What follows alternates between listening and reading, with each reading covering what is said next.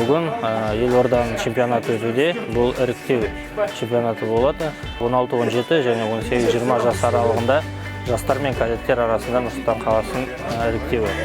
Бұл іріктеуден өткен бірінші, екінші орын алған спортшылар алдағы Қазақстан Республикасының чемпионатына қатысады. Я занял второе место.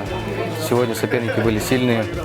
Но вот в финале вот так получилось, что по воле Всевышнего я занял второе место. Завтра мы боремся в кимоно, в ги. Вот, иншалла, завтра, может, выиграем.